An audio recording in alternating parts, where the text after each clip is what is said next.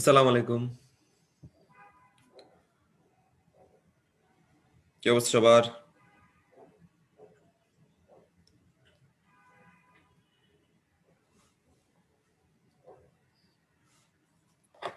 অনেকদিন পর দেখা তোমাদের সাথে।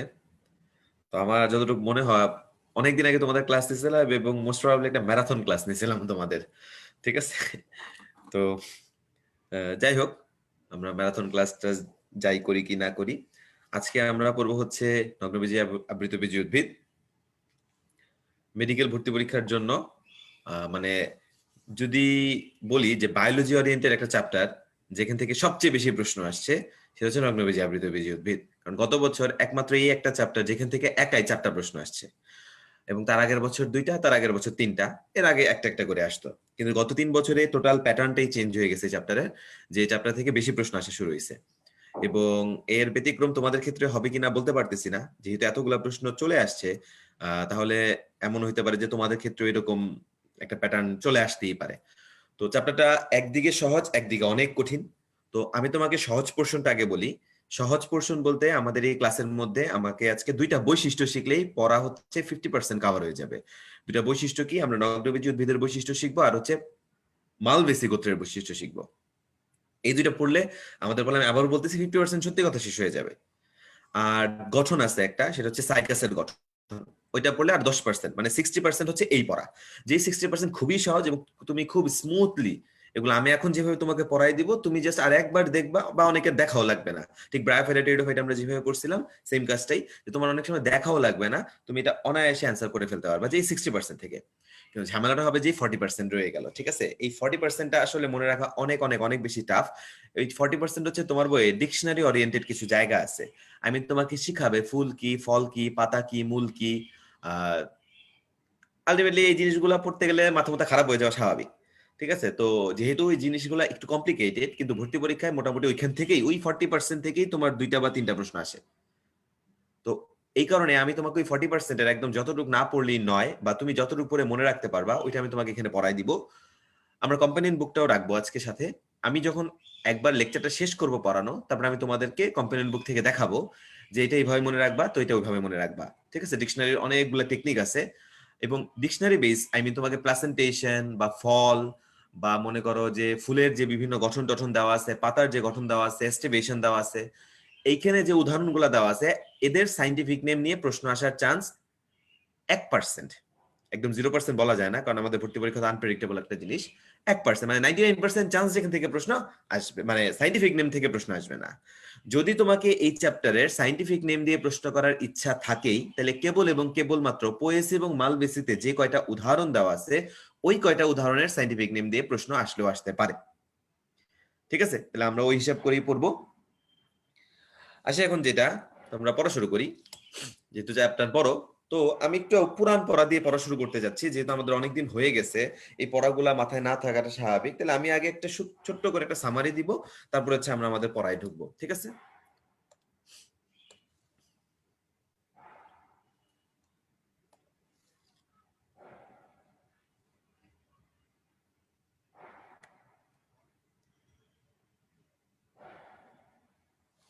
দেখো, আমরা যেদিন ব্রায়োফাইটা টেরিডোফাইটা দিয়ে পড়ছিলাম, ওদিন কি পড়ছিলাম যে বিজ্ঞানী বেন্থাম ও হুকার সমগ্র উদ্ভিদ জগৎকে ফুল ধারণ করার ক্ষমতার উপর ভিত্তি করে 2 ভাগে ভাগ করেন।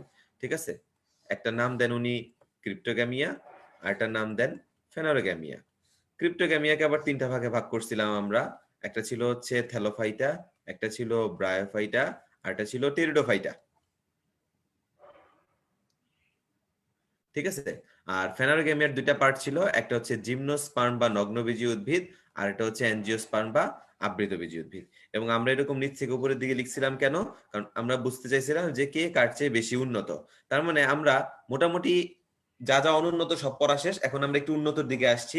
যার মধ্যে সবচেয়ে উন্নত হচ্ছে অ্যাঞ্জিওস্পার্ম বা আবৃতবীজী উদ্ভিদ, তার চেয়ে একটু কম উন্নত হচ্ছে জিমনোস্পার্ম বা নগ্নবীজী উদ্ভিদ। ঠিক আছে? আচ্ছা, তারপরের কথায় আসি, যেটা একটু পুরান পড়া, মনে করি। দেখো, আমরা টেরিডোফাইটে পড়ছিলাম যে টেরিডোফাইটে কোন দশা প্রধান? স্পোরোফাইটিক দশা প্রধান। টেরিডোফাইটে কি উপস্থিত? পরিবহন টিস্যু উপস্থিত। সুতরাং এই সবগুলা বৈশিষ্ট্যই কিন্তু আমরা এখন ফেনোরোগেমিয়াতে পাবো। মানে ফেনোরোগেমিয়া তুমি নগ্নবীজি বলো, আবৃতবীজি বলো, দুইজনের মধ্যেই কিন্তু কি উপস্থিত? পরিবহন টিস্যু উপস্থিত। দুইজনের মধ্যেই কি উপস্থিত? পরিবহন টিস্যু উপস্থিত। কথাটা মনে রাখবো। কেন মনে রাখবো? আমি তোমাকে যখন একটু পরে নগ্নবীজি উদ্ভিদের বৈশিষ্ট্য পড়াবো, তুমি দেখবা ম্যাক্সিমাম না বোধক কথাগুলো নগ্নবীজি উদ্ভিদের জন্য আসে, তাহলে ঠিক তার বিপরীত কথাগুলো আবৃতবীজির জন্য আসবে। তো হুট করে যখন পরীক্ষায় কারণে প্রশ্ন করে যে নগ্নবীজি আবৃতবীজি কার মধ্যে পরিবহন টিস্যু আছে, তো মাথায় ধুম করে প্রশ্ন আসে যে তো নগ্নবীজি মানে না, তাহলে নগ্নবীজিতে নাই, আবৃতবীজিতে আছে। তাহলে এই বোকামিটা করা যাবে না, ঠিক আছে? পরিবহন টিস্যু দুজনের মধ্যেই আছে, কিন্তু একটু স্লাইট ডিফারেন্স আছে, এটা আমি পড়ানোর সময় বলবো। আচ্ছা, তাহলে এখন আসি যেটা আজকের আমাদের নতুন পড়া কি। আজকের আমাদের নতুন পড়া হচ্ছে দুজনের নামই দেখো, জিমনোস্পার্ম, অ্যাঞ্জিওস্পার্ম, মানে নগ্ন বীজি, আবৃত বীজি। তার মানে আর যাই হোক, দুজনে কি সৃষ্টি করতেছে?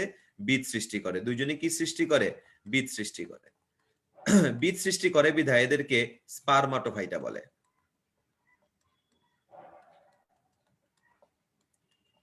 বীজ সৃষ্টি করে বিধায় এদেরকে কি বলে?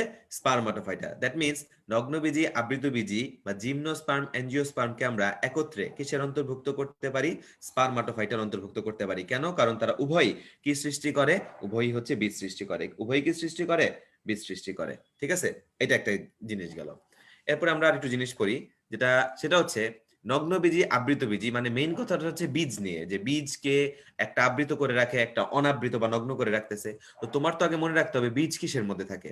মনে করো এই হচ্ছে বীজ, ঠিক আছে? এটা থাকে কিসের মধ্যে আমরা জানি? এটা থাকে হচ্ছে ফলের মধ্যে। ফল কার পরিণতি? ফুলের। ফুলের একদম একদম স্পেসিফিক যদি আমরা জানতে চাই, ফুলের কোন অংশের পরিণতি? গর্ভাশয়ের পরিণতি। তার মানে নরমালি কি হয়? গর্ভাশয় থাকবে, যে গর্ভাশয়টা ফলের সৃষ্টি হবে, যেই ফল আলটিমেটলি বীজকে আবৃত করে রাখবে। এটা হচ্ছে স্ট্যান্ডার্ড প্রোটোকল হওয়ার কথা। তাহলে যে নগ্নবীজি, তার আসলে কি নাই? তাহলে নগ্নবীজি উদ্ভিদে মনে রাখবো যে নগ্নবীজিতে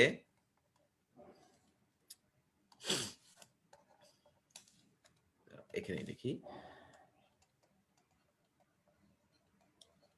নগ্নবীজিতে আসলে কি নাই? গর্ভাশয় নাই। এই কারণে কি হয় না? কোনো ফল হয় না।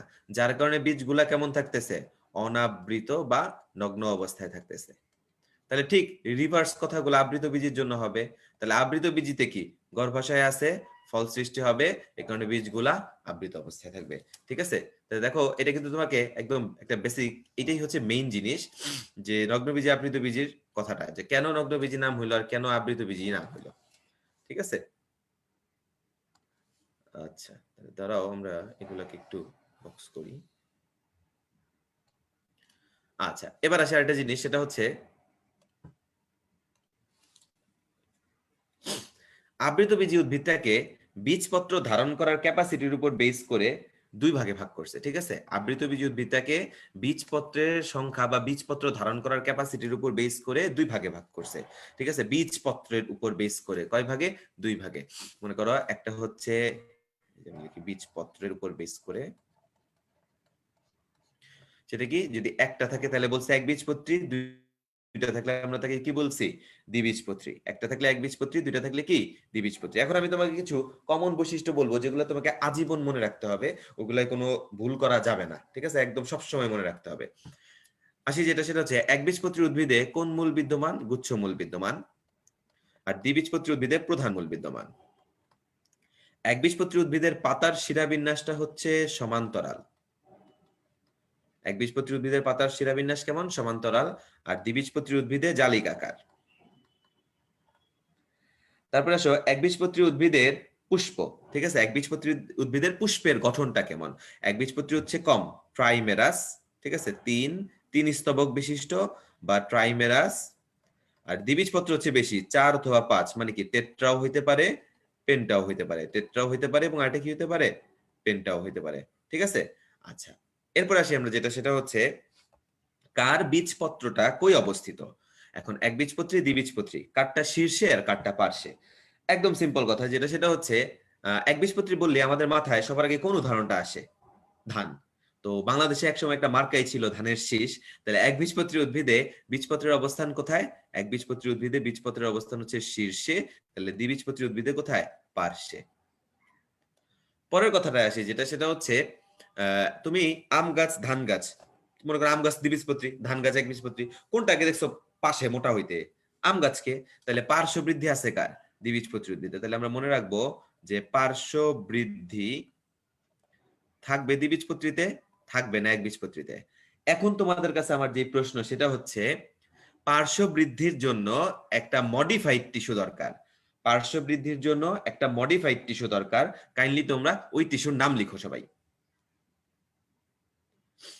পার্শ্ব বৃদ্ধির জন্য একটা মডিফাইড টিস্যু দরকার, ওই টিস্যুটার নাম লিখবা।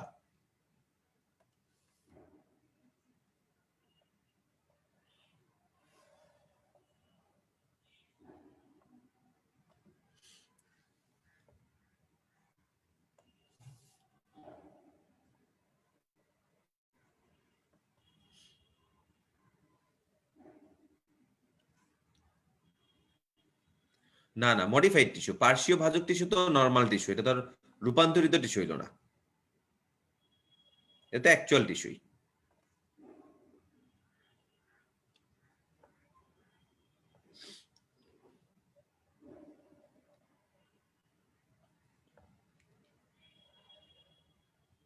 আমিও বুঝতেছি আসলে আজকের দিনটায় মনে করো আসলে রুটিনটা তোমাদের তোমাদের পরীক্ষার মানে রেজাল্ট দিবে এইটা নিয়ে তো অনেক খেলা খেলছে, এই কারণে ঝামেলা হয়েছে। যদি এটা আমরা আগে থেকে জানতাম তাহলে আমরা এই ক্লাসটাকে উইথড্র করার একটা চিন্তা ভাবনা করতাম, কিন্তু যেহেতু রুটিন মেনটেন করতে হবে আমাদের, তার চেয়ে বড় কথা মনে করো আমিও সবসময় ফ্রি থাকি না, তো ওই হিসাব করে যেহেতু আমি আজকে ফ্রি আছি এই কারণে তোমাদের হচ্ছে ক্লাসটা নিচ্ছি। না তো মনে করো আমারও কোনো ইচ্ছা ছিল না যে আজকের দিনে তোমাদের এরকম কোনো ক্লাস রাখি আমরা, ঠিক আছে, কিন্তু এখন মনে করো ঠেকাই পরে আমরা রাখতেছি, আর কিছু না। তো একটু কষ্ট হইলেও করে নাও, কারণ ক্লাসটা অনেক ইম্পর্টেন্ট। এই ক্লাসটা যদি শুনো তোমার জন্য ইজি হবে, না শুনলে তুমি একটু লস করে যাবা, ঠিক আছে? আচ্ছা, যেটা অ্যান্সার দিচ্ছ তোমরা ভাজক টিস্যু অ্যান্সার না, অ্যান্সার হচ্ছে ক্যাম্বিয়াম। আমি তো তোমাকে বারবার বলতেছিলাম মডিফাইড, ভাজক টিস্যু তোর প্রকৃত টিস্যুই। তাহলে যার পার্শ্ববৃদ্ধি আছে তার কি আছে? ক্যাম্বিয়াম আছে। যার পার্শ্ববৃদ্ধি নাই তার ক্যাম্বিয়াম নাই, ঠিক আছে? তাহলে এই হচ্ছে দেখো, আমি তোমাকে শুরুতে সব জিনিস পড়াই দিলাম, একটা মোটামুটি একটা আইডিয়া তোমাকে নেওয়াই দিলাম। এবার হচ্ছে আমরা আমাদের অ্যাকচুয়াল চ্যাপ্টারে পড়ার মধ্যে যাব, ঠিক আছে? আচ্ছা, এটা আমি সেভ করে রাখি।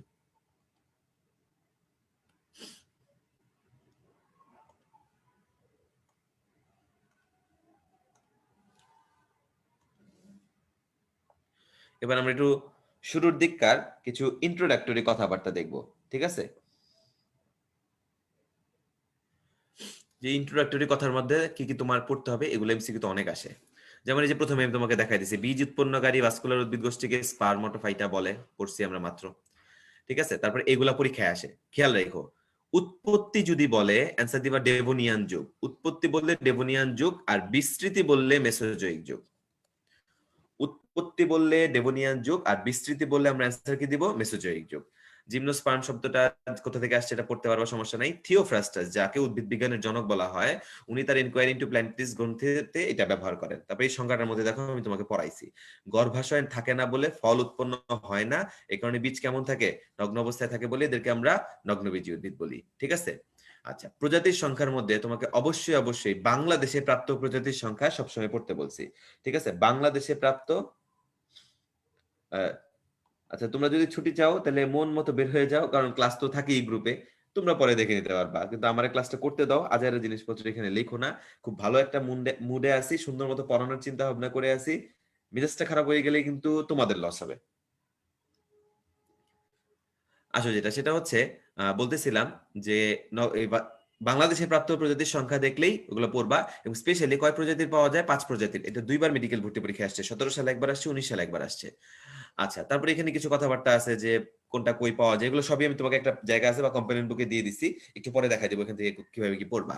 তোমার এখান থেকে যে লাইনগুলো পড়তে হবে, যে নেটাম সম্পর্কে একটু মনে রাখবা, এবং তুমি এটা মনে রাখবা এই নেটাম হচ্ছে আবৃতবীজী উদ্ভিদের সাথে একটু সাদৃশ্য আছে, ঠিক আছে? নেটামের কার সাথে সাদৃশ্য আছে? আবৃতবীজী উদ্ভিদের সাথে। এটাও একটু পরে দেখাই দিচ্ছি। নিচের দিকে দেখো, এটা 4টা বিভাগের কথা বলছে। নগ্নবীজী উদ্ভিদের কয়টা বিভাগের কথা বলছে? 4টা। দেখো, একটা নাম হচ্ছে গিঙ্গোফাইটা, একটা সাইকাডোফাইটা, একটা নিটোফাইটা, একটা কনিফেরোফাইটা, ঠিক আছে? এখন নামগুলো তো আমাদের মনে রাখতে হবে। এই নামগুলো মনে রাখার জন্য লেখো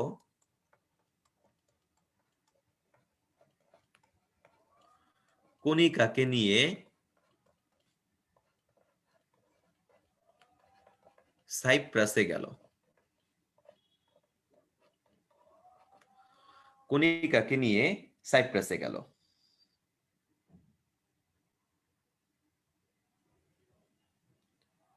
ঠিক আছে?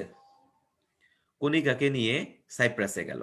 তাহলে দেখো কণিকা দিয়ে হচ্ছে কনিফেরোফাইটা, নিয়ে দিয়ে হচ্ছে নিটোফাইটা। এই যে জিএনই না, জি উচ্চারণ হয় না, এটা অ্যাকচুয়ালি নিটোফাইটা। সাইপ্রাস মানে সাইকাডোফাইটা, আর গেল মানে গিঙ্গোফাইটা। ঠিক আছে? সাইপ্রাস মানে কি সাইকাডোফাইটা, আর গেল মানে গিঙ্গোফাইটা। এখন এটা একটু খেয়াল রাখো, এই যে সাইপ্রাসে গেল, এদের শুক্রাণু হচ্ছে বহু ফ্লাজেলা বিশিষ্ট। এদের শুক্রাণু মানে ফ্লাজেলা যুক্ত, এবং সেটা বহু ফ্লাজেলাই আসলে। ঠিক আছে? মনে রাখবা যে সাইপ্রাসে গেল যারা তাদের হচ্ছে শুক্রাণু ফ্লাজেলা বিশিষ্ট। সাইপ্রাসে গেল যারা তাদের শুক্রাণু কেমন, ফ্লাজেলা বিশিষ্ট। সেটা সাইকাডোফাইটা হইতে পারে এবং গিঙ্গোফাইটাও হইতে পারে। ঠিক আছে? তাহলে কি কনিফেরোফাইটা, নিটোফাইটা, এদের হয়তো ফ্লাজেলা নিয়ে একটু ঝামেলা আছে। আচ্ছা, এটা আমরা একটু পরেই দেখতেছি। এখানে দেখো পৃথিবীর সবচেয়ে উঁচু বৃক্ষ কোনটা, সেকোইয়া, সেমিপারভেন্সে, ঠিক আছে, সেমিপারভিনেন্স আর জাইগেন্টিয়া, দুইটা নিয়ে, এই জাইগেন্টিয়া নিয়ে একবার ভর্তি পরীক্ষায় প্রশ্ন আসছিল। উচ্চতা দেওয়া আছে, সবচেয়ে প্রাচীন বৃক্ষ ব্রিসেলকোন পাইন। আচ্ছা, তারপর দেখো যে আবৃতবীজী উদ্ভিদের সাথে অধিকতর ঘনিষ্ঠ নগ্নবীজী উদ্ভিদ হচ্ছে নিটোফাইটা। খেয়াল করছো? নিটোফাইটা, বা যেটাতে উদাহরণই হচ্ছে নিটাম। এই কারণে নিটোফাইটার শুক্রাণু হচ্ছে ফ্লাজেলাবিহীন। নিটোফাইটার শুক্রাণু কেমন, ফ্লাজেলাবিহীন। নিটোফাইটার শুক্রাণু কেমন, ফ্লাজেলাবিহীন। ওকে, আচ্ছা। তারপর দেখো এই যে ইফেড্রা একটা ব্যতিক্রম ধর্মী কেন, দেখে এখানে লিখে দিচ্ছি দেখো, ইফেড্রা উদ্ভিদে দিনিষেক ঘটে।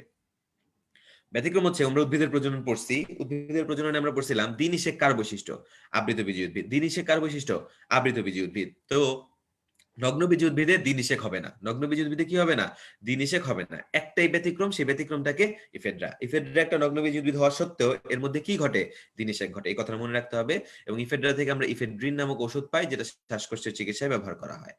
আর একটা জিনিস যেটা, সেটা হচ্ছে এই লিফ স্কার নামক একটা ভিন্নধর্মী বৈশিষ্ট্য আছে। ভিন্নধর্মী বৈশিষ্ট্য বললে অ্যান্সার কি দিবা, লিফ স্কার।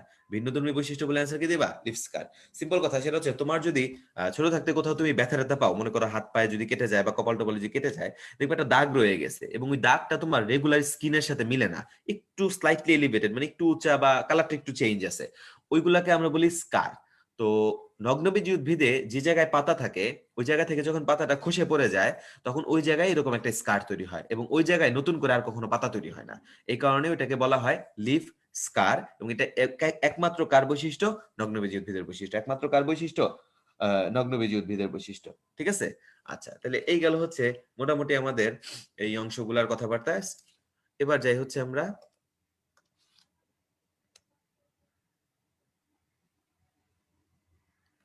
এই যে এখানে তোমার সব দেওয়া আছে, এটা তোমাদের কম্পেনিয়ন বুকের পেজ। আমি এতক্ষণ যা যা বলছি এখানে সব সুন্দর মতোই দেওয়া আছে। ঠিক আছে? ইনফ্যাক্ট কিছু তথ্য আজিবুর স্যার মিলায় টিলায় দেওয়া। তো বই থেকে ওই অংশটুকু রিডিং পড়বা, লাইন দাগাবা সুন্দর মতো করে, তারপর এখান থেকে তথ্যগুলাকে মুখস্থ করে নিবা। ক্লিয়ার? এবার আসি আমরা আমাদের ইম্পর্টেন্ট একটা জায়গা, সেটা হচ্ছে কি, নগ্নবীজী উদ্ভিদের বৈশিষ্ট্য। আমরা যেমন ব্রায়োফাইটা উদ্ভিদের বৈশিষ্ট্য পড়ছিলাম, তেমনি আমরা আজকে এখানে নগ্নবীজী উদ্ভিদের বৈশিষ্ট্যও পড়বো। ওকে, আসি।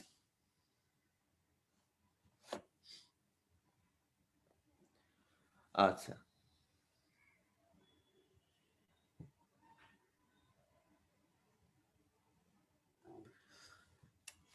ভালো মতো খেয়াল করবা, যেভাবে বলবো সুন্দর মতো শুনবা। নগ্নবীজী উদ্ভিদের বৈশিষ্ট্য কথাটার পাশে সুন্দর মতো এভাবে আমরা লিখবো সমান সমান দিয়ে, এটা হচ্ছে স্থলজ অবলিক জলজ। তার মানে আমরা স্থলজ নগ্নবীজীও পাইতে পারি, জলজ নগ্নবীজীও পাইতে পারি। তাই? মোটেও না, এটাই ভুল করবে সবাই। তুমি মনে রাখবা যে জলজ হবে না। কেবল এবং কেবলমাত্র নগ্নবীজী উদ্ভিদকে আমরা কই পাবো, স্থলে পাবো। ঠিক আছে? যেমন ব্রায়োফাইটায় তুমি কিন্তু উভচর পাইছো, টেরিডোফাইটাও মোটামুটি পানি মাটি সমস্যা না, মানে পানির কাছাকাছি হইলেও সমস্যা নাই। কিন্তু নগ্নবীজী উদ্ভিদের ক্ষেত্রে এটা একদম ফিক্সড, মনে রাখতে হবে, সে হচ্ছে স্থলজ, তার কি নাই, কোনো প্রকার জলজ প্রজাতি নাই, এটা যেন মনে থাকে। ঠিক আছে? স্থলজ থাকবে, কিন্তু তার কোনো প্রকার কি নাই, জলজ প্রজাতি নাই। এটা একটা কথা গেল। তারপর আমি তোমাকে একটু আগে বলছি যে টেরিডোফাইটি স্পোরোফাইটিক দশা ছিল, তাহলে নগ্নবীজিতেও কি হবে, স্পোরোফাইটিক দশা প্রধান হবে। তো দেখো লিখছে স্পোরোফাইটিক, দেখো স্পোরোফাইট। স্পোরোফাইট মানে কি তৈরি করায়, স্পোর। স্পোরোফাইট মানে কি তৈরি করায়, স্পোর। স্পোর মানে কি, রেণু। এখানে দেখো লিখছে স্পোর তৈরি করতেছে। হেটারোস্পোরাস মানে স্পোর তো তৈরি করতেছে মানলাম, কিন্তু কোনোটাই কি সমান না, অসমান। এখানে দেখো অসম রেণু প্রসূ বা হেটারোস্পোরাস, মানে কি, হয় একটা ছোট হবে আরেকটা বড় হবে, তাহলে এই অসম আকৃতির হলো। তো ছোটটাকে আমরা কি বলবো, মাইক্রোস্পোর। বড়টাকে আমরা বলবো মেগাস্পোর। ছোটটাকে আমরা বলবো মাইক্রোস্পোর, বড়টাকে আমরা কি বলবো? মেগাস্পোর। আমরা নর্মালি জানি যে যদি এই স্পোরগুলো পরবর্তীতে গ্যামিটে কনভার্ট হয় তাহলে ছোটটা কোন গ্যামিট তৈরি করবে? পুং গ্যামিট। আর বড়টা কোন গ্যামিট তৈরি করবে? স্ত্রী গ্যামিট। তাহলে যদি প্রশ্ন করে মাইক্রোস্পোরোফিল কি তৈরি করে, তুমি মনে রাখবা পুং গ্যামিট। মেগাস্পোরোফিল বা মেগাস্পোর কি তৈরি করে? স্ত্রী গ্যামিট। ঠিক আছে? আচ্ছা, এরপর একটা টার্ম আসছে দেখো, এই যে মাইক্রোস্পোরোফিল মানে প্রতিটা স্পোরের পাশে এরকম কিছু পাতা থাকে, যে পাতাগুলো এরকম গুচ্ছ, চারপাশ দিয়ে গুচ্ছ হইতে হইতে হইতে এরকম একটা কোণের মতো গঠন তৈরি করে। ঠিক আছে? কিসের মতো গঠন তৈরি করে? কোণের মতো। তো দেখো এই যে লিখছে রেণুপত্র মানে হচ্ছে স্পোরোফিলের যেগুলা, এই যে স্পোরোফিল গুলা ঘনভাবে সন্নিবেশিত হয়ে একটা কোণ তৈরি করে। এই কোণটার নাম হচ্ছে স্ট্রবিলাস। এই কোণটাকে কি নামে ডাকা হয়? স্ট্রবিলাস। এটা পরীক্ষার জন্য ইম্পর্টেন্ট। ঠিক আছে? যে ঘন সন্নিবেশিত হয়ে তারা কি তৈরি করে? স্ট্রবিলাস গঠন করে। এখন আমাদের যেটা ইম্পর্টেন্ট এমসিকিউর জন্য সেটা হচ্ছে স্ট্রবিলাস বললেই মনে রাখতে হবে পুং। স্ট্রবিলাস বললেই কি মনে রাখতে হবে? পুং। স্ট্রবিলাস বললেই কি মনে রাখতে হবে? পুং। তার মানে কেবল কোন স্ট্রবিলাসের অস্তিত্ব আছে? পুং স্ট্রবিলাসের অস্তিত্ব আছে। কোন স্ট্রবিলাসের অস্তিত্ব আছে? পুং স্ট্রবিলাসের অস্তিত্ব আছে। তাহলে পরে তোমাকে যদি পরীক্ষা এখন প্রশ্ন করা হয় সত্য মিথ্যার মধ্যে যে মাইক্রোস্পোরোফিল গুলা স্ট্রবিলাস তৈরি করে, সত্য। আবার প্রশ্ন করলো মেগাস্পোরোফিল গুলা স্ত্রী স্ট্রবিলাস তৈরি করে। আর তুমি চিন্তা করলা মেগা যেহেতু বড়, বড় মানে স্ত্রী গ্যামেট তৈরি করে, তাহলে মেগাস্পোরোফিল স্ত্রী স্ট্রবিলাস, লাইনটা তো ঠিকই আছে। কিন্তু না, যতই লাইন ঠিক থাকুক না কেন, তোমাকে মনে রাখতে হবে স্ট্রবিলাস মানেই সেটা আসলে কোনটা হইতে হবে? পুং। স্ট্রবিলাস মানেই কোনটা হইতে হবে? পুং। তাহলে এই ভুলটা কিন্তু করা যাবে না। তাহলে সবসময় মনে রাখবা যে স্ট্রবিলাস বললেই সেটা হচ্ছে পুং স্ট্রবিলাস। তাহলে কোন স্পোরোফিল স্ট্রবিলাস তৈরি করবে? মাইক্রোস্পোরোফিল বা পুং স্পোরোফিল গুলাই কেবল কি তৈরি করতে পারবে? স্ট্রবিলাস তৈরি করতে পারবে। এটা আমরা একটু পরে আরেক জায়গায় পাবো, কিন্তু এটা ভালো মতো মনে রাখতে হবে, এটা কিন্তু পরীক্ষা ভুল হয় আমাদের। আচ্ছা, তারপর আমি তোমাদের মাত্র পরে আসছি যে নগ্নবীজি উদ্ভিদে কি নাই? গর্ভাশয় নাই, ফল হয় না, এই কারণে নগ্ন অবস্থায় থাকে। দুইবার লিখছে দেখো, ফল হয় না বলে নগ্ন অবস্থায় থাকে। তারপর দেখো নগ্নবীজ উদ্ভিদে কি ঘটে না? দিন নিষেক ঘটে না। ব্যতিক্রম কেই ফেডরা, এটাও আমরা পড়ে আসছি। যেহেতু দিন নিষেক ঘটে না, এই কারণে এদের শস্য কেমন? হ্যাপ্লয়েড, এবং সেটা নিষেকের পূর্বে তৈরি হয়। মনে করে দেখো আবৃতবীজী উদ্ভিদে আমরা উদ্ভিদের প্রজনন চ্যাপ্টারে বলছি যে দ্বি নিষেক হয়। দ্বি নিষেক মানে কি? একই সময় দুইটা শুক্রাণুর একটা ডিম্বাণুর সাথে আরেকটা হচ্ছে সেকেন্ডারি নিউক্লিয়াসের সাথে নিষিক্ত হবে। যখন শুক্রাণু ডিম্বাণু মিলিত হয় ওইখান থেকে হচ্ছে ভ্রূণ উৎপন্ন হয়। আর যখন শুক্রাণুর সাথে সেকেন্ডারি নিউক্লিয়াস মিলিত হয় তখন ওখান থেকে শস্য নির্গত হয়। তাহলে আবৃতবীজী উদ্ভিদের শস্যটা তাহলে কেমন হবে? ট্রিপ্লয়েড। আবৃতবীজী উদ্ভিদের শস্যটা কেমন হবে? ট্রিপ্লয়েড হবে। ঠিক আছে? এই জিনিসগুলো কিন্তু আমরা সব পড়ে ফেলছি, আগে উদ্ভিদের প্রজননে পড়লাম। ওকে। আচ্ছা, এরপর দেখা যাচ্ছে যে পরিবহন টিস্যু। বলছিলাম না যে নগ্নবীজি বলো আবৃতবীজি বলো দুইজনের মধ্যেই পরিবহন টিস্যু থাকবে। এখন পরিবহন টিস্যু কি আছে? জাইলেম আর ফ্লোয়েম। জাইলেমের দুইটা প্রধান উপাদান, একটা হচ্ছে ট্রাকিড, একটা হচ্ছে ভেসেল। আর ফ্লোয়েমের দুইটা প্রধান উপাদান হচ্ছে সিভনল আর সঙ্গী কোষ। তো দেখা গেছে নগ্নবীজি উদ্ভিদ আবার এদের মধ্যে কেউ থাকে কেউ থাকে না। পরিবহন টিস্যু থাকে কিন্তু পুরোপুরি থাকে না, হয়তো এরকম হচ্ছে ব্যাপারটা। তো যে কে থাকে কে থাকে না এটা মনে রাখার জন্য আমরা লিখবো একটা জিনিস, এরকম লিখবা সবাই যে জাইলেমে ভাই নাই, ফ্লোয়েমে সঙ্গী নাই।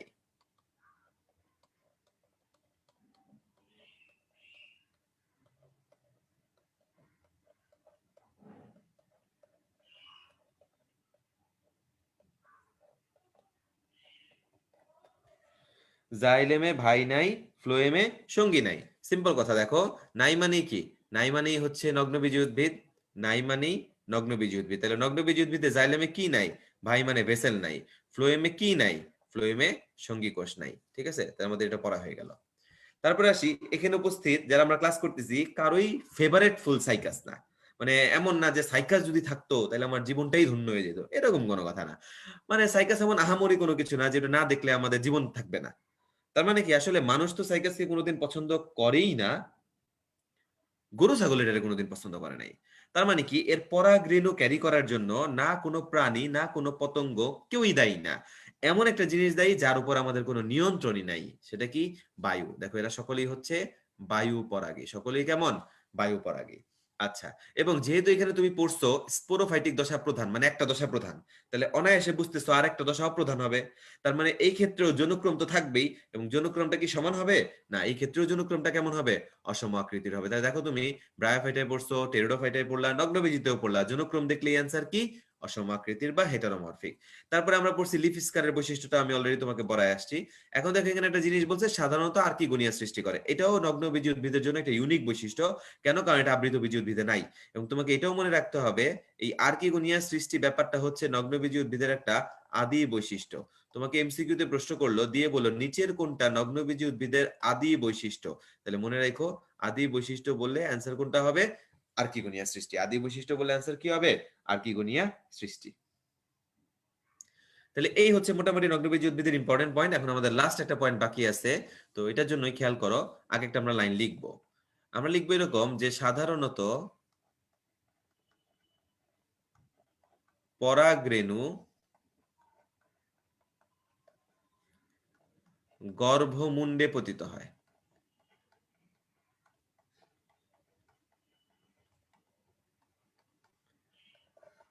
ঠিক আছে, সাধারণত পরাগরেণু গর্ভমুণ্ডে পতিত হয়।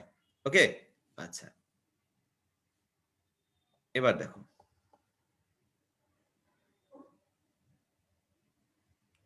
মনে করো এটা হচ্ছে একটা স্ত্রী গ্যামেটোফাইট, এর তিনটা অংশ। এই হচ্ছে গর্ভমুণ্ড, এই হচ্ছে গর্ভদণ্ড, এই হচ্ছে গর্ভাশয়, এবং এই বরাবর নিচে একটা ছিদ্রপথ থাকে, এটার নাম হচ্ছে ডিম্বকরন্ধ্র। এটার নাম কি? ডিম্বকরন্ধ্র। তা আমরা বলছি যে সাধারণত পরাগরেণু, মনে করে এই হচ্ছে পরাগরেণু, এটাকে কই পড়তে হবে? গর্ভমুণ্ডে। এটাকে কই পড়তে হবে? গর্ভমুণ্ডে। কিন্তু আমরা একটু আগে জেনে আসছি যে নগ্নবীজী উদ্ভিদে কি নাই? গর্ভাশয় নাই। তাহলে যার গর্ভাশয় নাই তার গর্ভদণ্ড গর্ভমুণ্ড থাকবে না। তাহলে ওই ক্ষেত্রে পরাগ এই রেণুটা, পরাগ রেণুটা সরাসরি কোথায় পতিত হবে?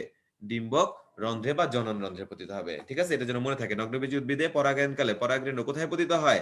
ডিম্বক রন্ধ্রে। এই হচ্ছে 3 এবং 4 নাম্বার পয়েন্ট। দেখো মেগাস্পোরোফিলে কোনো গর্ভাশয় হয় না বলে এদের গর্ভাশয়, গর্ভদণ্ড, গর্ভমুণ্ড নেই, যার কারণে পরাগায়নকালে পরাগরেণু সরাসরি কোথায় পতিত হয়? ডিম্বক রন্ধ্রে পতিত হয়। ক্লিয়ার? তাহলে এই হচ্ছে আমাদের নগ্নবীজী উদ্ভিদের টোটাল বৈশিষ্ট্যের কথা শেষ। এটা সেভ করে রাখি।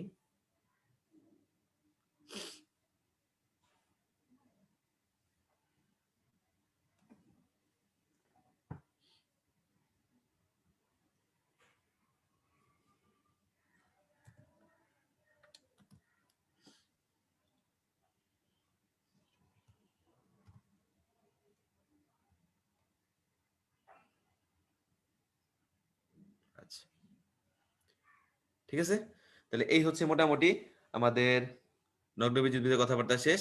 8 নাম্বারটা তো বলছে যে নগ্নবীজী উদ্ভিদে দিন নিষেক ঘটে না। ইফেড্রা হচ্ছে একটা ব্যতিক্রম যার মধ্যে দিন নিষেক ঘটে। যেহেতু এর দিন নিষেক হয় না, এই কারণে শস্যগুলা হ্যাপ্লয়েডই রয়ে যায়, যেটা নিষেকের পূর্বেই তৈরি হয়ে যায়। কিন্তু আবৃতবীজী উদ্ভিদে আমরা পড়ছিলাম দিন নিষেকের সংজ্ঞাটা কি?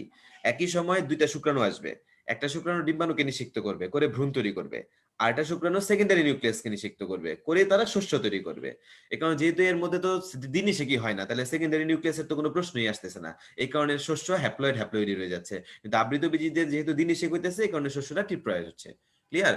তাহলে এই হচ্ছে মোটামুটি আমাদের পুরো বৈশিষ্ট্য শেষ। আমরা আবার একটু রিক্যাপিচুলেট করি।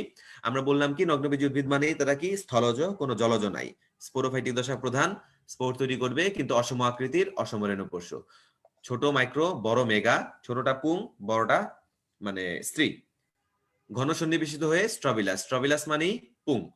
মেগাস্পোরোফিলে কি নাই? গর্ভাশয়, গর্ভদণ্ড, গর্ভমুণ্ড নাই। এ কারণে পরাগরেণু কোথায় পতিত হয়?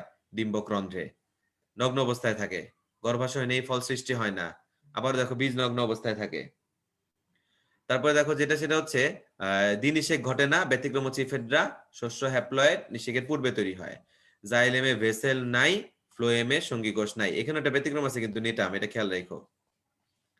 সকলে কি পরাগী? বায়ু পরাগী। জীবনচক্রের জনুক্রম অসম আকৃতির। আদি বৈশিষ্ট্য আর্কিগোনিয়া। ভিন্নধর্মী বৈশিষ্ট্য লিপস্কার। ঠিক আছে,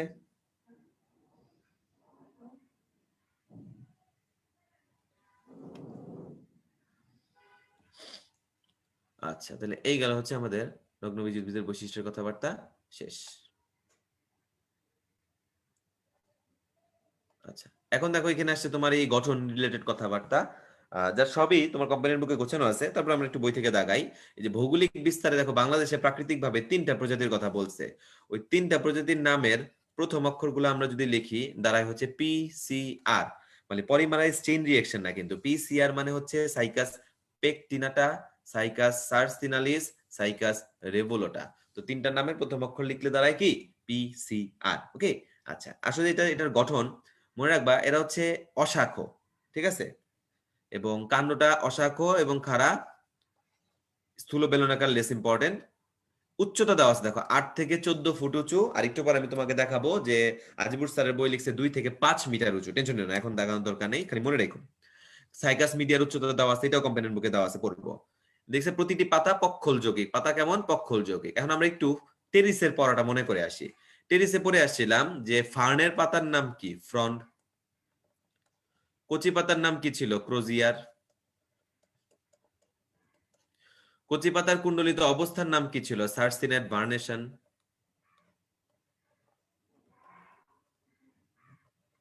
পত্রখণ্ডকে কি নামে ডাকতা? পিনা।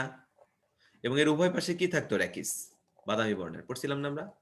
এই প্রতিটা জিনিস এটার জন্য প্রযোজ্য। এর প্রতিটা জিনিস কার জন্য প্রযোজ্য? এর প্রতিটা জিনিস হচ্ছে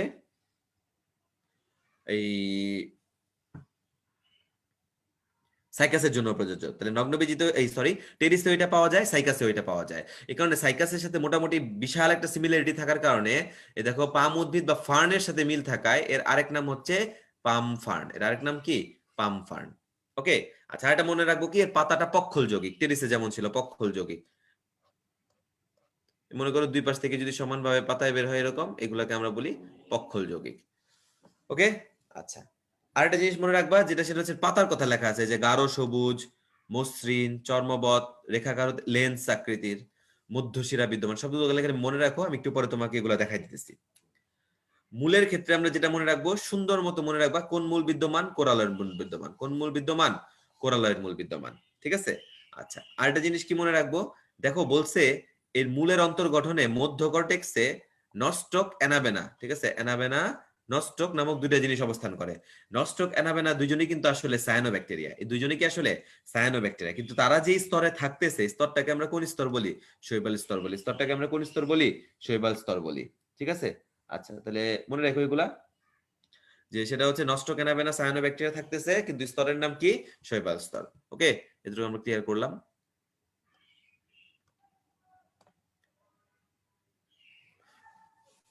এই দেখো এখানে সব গোছানো আছে, যে কাণ্ড, এই যে হাসান স্যারে এটা দেওয়া। মূলের কথার আগে বলে আসি, নষ্ট কেনাবেনা, ঠিক আছে, কোরালয়ের মূল। অন্তর্গঠন আজিবুর স্যারের বই আছে, এটা টিস্যু চ্যাপ্টারে তোমরা পড়ছো। একটা মূলের বাইরের ত্বকের নাম মূল ত্বক, এপিব্লেমা, প্যারেনকাইমা দিয়ে তৈরি। তারপর তোমাকে যেটা পড়তে হবে সেটা হচ্ছে পরিবহন কলাটা কেমন? অরিও, এক্সার্ক, স্টিলিটা, টেট্রার্ক। ঠিক আছে, এই শব্দগুলো সব টিস্যু চ্যাপ্টারে পড়ছো, তাহলে এগুলো আমি তোমাকে এই কারণে এখন আর বলবো না। আমাদের এখানে যেটা পড়তে হবে সেটা হচ্ছে পাতা, ট্রিপল স্টার। কয় ধরনের পাতা পাওয়া যায়? দুই ধরনের, একটার নাম পল্লব পত্র, একটার নাম শল্কপত্র। শল্কপত্রটা বাদামি বর্ণের, পল্লব পত্রটা সবুজ বর্ণের। পল্লব পত্রটা আবার থাকে কিভাবে? কাণ্ডের শীর্ষে সর্পিল আকারে। কিভাবে থাকে? কাণ্ডের শীর্ষে সর্পিল আকারে। কিন্তু দেখো শল্কপত্রটা থাকে পল্লব পত্রের সাথে একান্তর ভাবে। তাহলে পল্লব পত্রের সাথে একান্তর ভাবে থাকে হচ্ছে শল্কপত্র, আর কাণ্ডের শীর্ষে সর্পিল আকারে থাকে পল্লব পত্র। ওইটারও সাইজ দেওয়া আছে দেখো, 1 থেকে 2.7 মিটার লম্বা। 1 থেকে 2.7 মিটার, কিন্তু পক্ষল যৌগিক পড়ছো। এই দেখো র্যাকিসে 50 থেকে 100 জোড়া অনুফলক থাকে, মানে পিনা থাকে। পিনাগুলা কি? স্থূল চর্মবৎ, অবৃন্তক, মসৃণ কিনারা বিশিষ্ট। ট্রান্সফিউশন টিস্যু বিদ্যমান। যে এই শব্দটা হচ্ছে আমাদের জন্য নতুন, ট্রান্সফিউশন শব্দটা, যেটা আমাদের জন্য হচ্ছে নতুন। তো ট্রান্সফিউশন টিস্যু জিনিসটা কি মনে করো,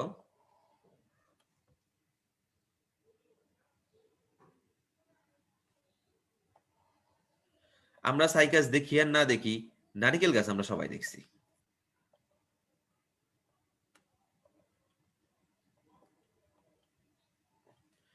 দেখবে নারকেল গাছের পাতার কোনো শাখা শিরা থাকে না, কিন্তু এই মাঝখান দিয়ে খালি একটা শক্ত মধ্য শিরা থাকে, যেটা হচ্ছে শলা বানায়, শোলার ঝাড়ু যেটা। ঠিক আছে, ছোট থাকতে এগুলা নিয়ে মানুষজনের মারতাম। তো এভাবে মনে রাখবা যে পাতায় কোনো কি নাই, শাখা শিরা নাই, কিন্তু কেবল কি বিদ্যমান? মধ্যশিরা বিদ্যমান। এই যে একটু আগে বইয়ের মধ্যে আমরা তাকাইছিলাম।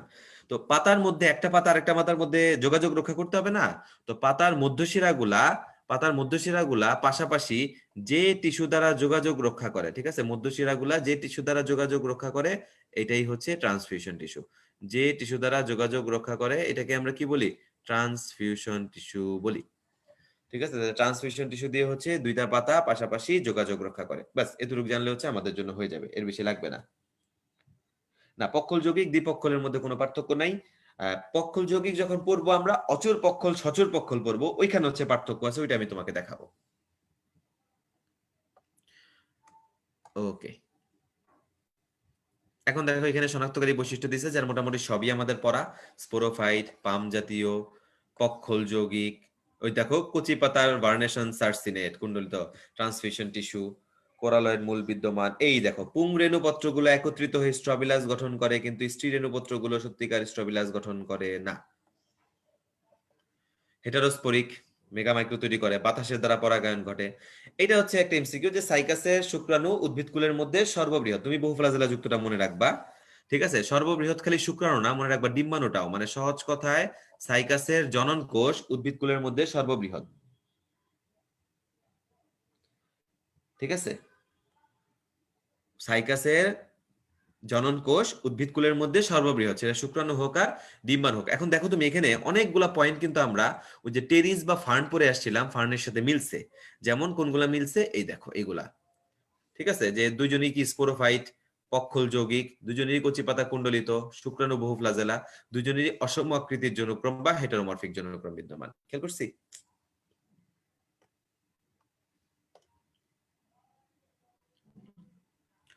জননের ব্যাপারটা খুব বেশি দরকার নাই, তুমি মনে রাখবে এখানে দুই প্রকারের কথা বলছে, অযৌন আর যৌন।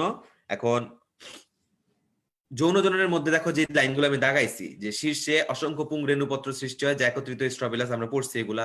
তুমি মনে রাখবে যে পুং রেণুপত্রের একটা সরু বর্ধিত মাথা থাকে, ওই সরু বর্ধিত মাথাটাকে বলে অ্যাপোফাইসিস। সরু বর্ধিত মাথাটাকে আমরা কি বলি? অ্যাপোফাইসিস। আর কি মনে রাখবা, যে আমরা পড়ছি না যে অনেকগুলা স্পোর কি হয় স্পোরাঞ্জিয়ার সমষ্টিতে, আবার অনেকগুলো স্পোরাঞ্জিয়া মিলে কি তৈরি করে? সোরাস গঠন করে। দেখে লিখছি দেখো, 2 থেকে 5টা স্পোরাঞ্জিয়াম একত্রে অবস্থান করে যাকে সোরাস বলে, ঠিক আছে? আচ্ছা, ডিম্বকের থেকে যেটা মনে রাখবা, এটা দেখতে অনেকটা ফনা তোলা সাপের মতো দেখায়, ঠিক আছে? এটা দেখতে অনেকটা কিসের মতো দেখায়? ফনা তোলা সাপের মতো দেখায়। এই কারণে বাজারে এটাকে মানুষজন সর্পমণি নামে বিক্রি করে। তারপর দেখো লিখছে আর্কিগোনিয়াম সৃষ্টি সাইকাসের একটা আদি বৈশিষ্ট্য, তোমাকে এটা আমি পড়াইছি। সাইকাসের শুক্রাণু বহু ফ্লাজেলা যুক্ত, উদ্ভিদকুলের মধ্যে সর্ববৃহৎ, এগুলাও আমরা পড়ছি, ঠিক আছে? আচ্ছা, এখন দেখো এদের অর্থনৈতিক গুরুত্ব আসছে, যেটা আমি তোমার বইয়ে এরকম গদ্য আকারে লেখা, আমি জাস্ট একটু সামারি করে দিছি। এটা পড়বা, এটা পরীক্ষার জন্য ইম্পর্টেন্ট, ডাবল স্টার দিলাম। ঔষধ হিসেবে অংশটাকে 5 স্টার দিলাম, ঠিক আছে? খাদ্য হিসেবে হচ্ছে কোনটা থেকে কোন খাদ্য পাওয়া যায় সেটা একদম আলাদা আলাদা করে লিখে দিছি। ওষুধগুলা দেখো পেটের পীড়ায় বা পাকস্থলীর পীড়া, চর্মরোগে সার্সিনালিস, বলবর্ধক হিসেবে রেগুলোটা, এগুলো একটু পড়ো, ঠিক আছে? সর্পমণি হিসেবে যেটা বিক্রি করে এটা কিন্তু আসলে মানুষকে ধোকা দেয়, বা অনেক সময় এটাকে বাবার সর্বরোগের ঔষধও বলে,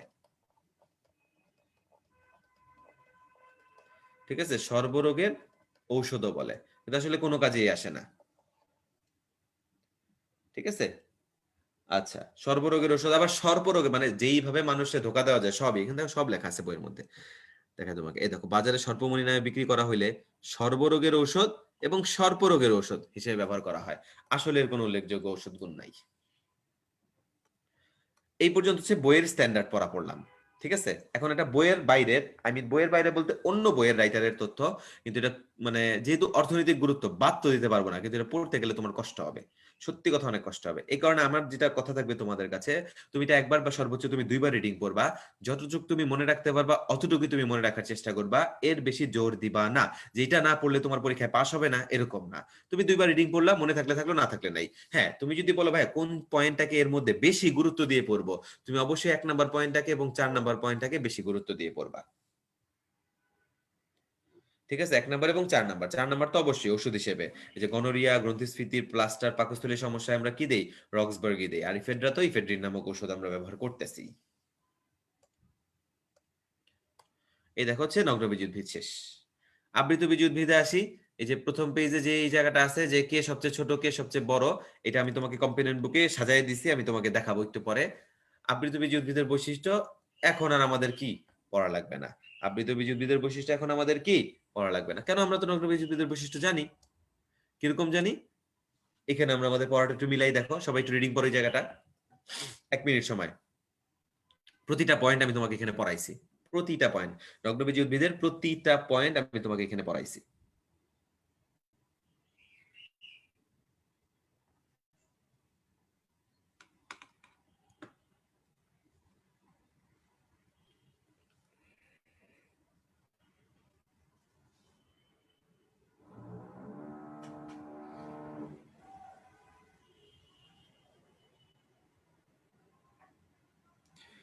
যার কাছে স্লাইড ঝাপসা তার নেটে সমস্যা আছে, আমার স্লাইড ফকফকা, বুঝছো? আমি তো দেখতেছি।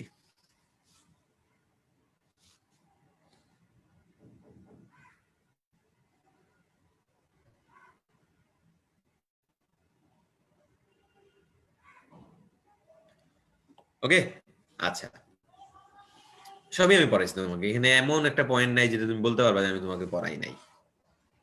সবগুলো এখানে পড়াইছি, তার ঠিক বিপরীত শব্দগুলো দিলেই তুমি এই অ্যান্সারটা দিয়ে দিতে পারবা।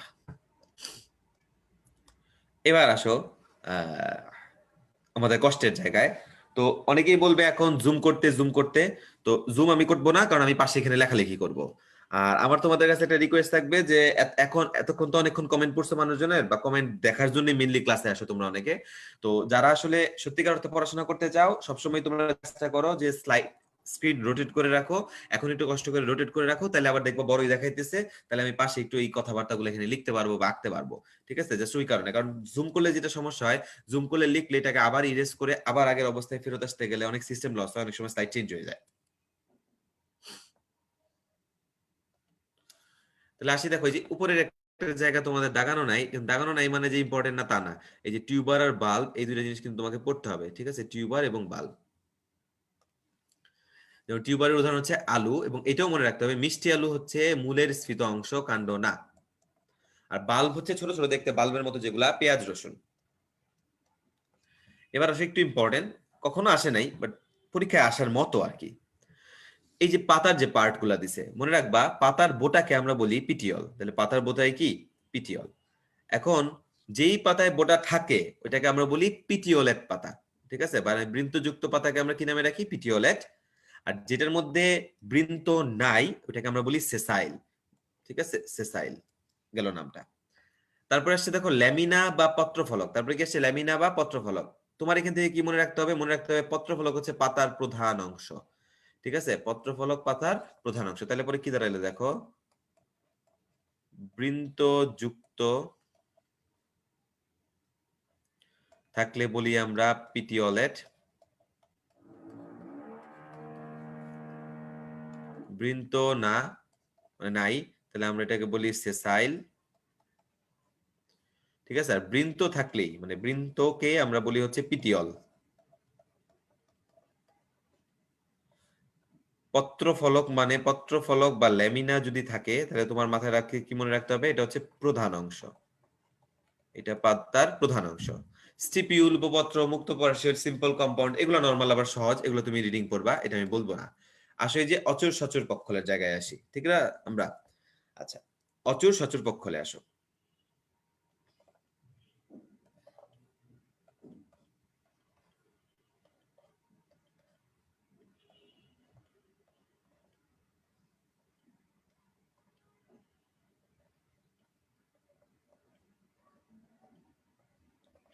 এরা দুইটাই হচ্ছে পক্ষল যৌগিক, দুইটাই হচ্ছে পক্ষল যৌগিক। এইটা হচ্ছে অচর, এটা হচ্ছে সচর পক্ষল। এই যেটা, এটা হচ্ছে সচুর আর এটা হচ্ছে অচুর। মানে কি? দেখো পক্ষল যৌগিক ঠিকই মেইনটেইন করতেছে, কিন্তু একটাই হচ্ছে কোনো চূড়া নাই, একটার মধ্যে চূড়া আছে। মানে একটা চূড়ায় যদি আলাদা করে একটা পাতা থাকে তাহলে ওটাকে আমরা বলি সচুর পক্ষল, আর যেটা থাকে না এটাকে আমরা অচুর পক্ষল বলি। আচ্ছা, এখন আসো তুমি দ্বিপক্ষল আর ত্রিপক্ষল তুমি কিভাবে আলাদা করবা? ঠিক আছে? এই মনে করো দ্বি, আর এই মনে করো হচ্ছে ত্রি। তুমি মনে রাখবা কি জানো? দ্বি হচ্ছে রেকিসের পাশ থেকে হচ্ছে শাখা বের হবে। কি বের হবে? শাখা। দুই পাশ থেকেই। ঠিক আছে? এই এই দুই পাশও জানার দরকার নেই, তোমার খালি মনে রাখতে হবে কি বের হবে? শাখা বের হবে। আর যেটা ত্রিপক্ষল যৌগিক, এর মধ্যে হচ্ছে দুই পাশ থেকে শাখা বের হবে এবং শাখা থেকে আবার কি বের হয়ে যাবে? প্রশাখাও বের হয়ে যাবে। তাহলে মনে রাখবা যদি তোমাকে বলে যে খালি দুই পাশ থেকে শাখা বের হয়েছে, তাহলে এটাকে তুমি বলবা দ্বিপক্ষল। শাখা বের হয়ে যদি বলে আবার এটা থেকে প্রশাখাও বের হয়েছে, তাহলে তুমি এটাকে বলবা ত্রিপক্ষল যৌগিক। ঠিক আছে, এটার জন্য মনে থাকে। এই হচ্ছে তোমার দ্বিপক্ষল আর ত্রিপক্ষল চেনার উপায়। দ্বিপক্ষল বললে খালি বলবা রেখেছে দুই পাশ থেকে শাখা বের হয়েছে দুইটা। ত্রিপক্ষল বললে শাখা এবং প্রশাখাও বের হয়ে গেছে। ক্লিয়ার? আচ্ছা, তাহলে এই গেল হচ্ছে আমাদের মোটামুটি পাতার কথাবার্তা, মানে এই পেজের অংশটুকু শেষ। এটা একটু সেভ করে রেখে দেখি।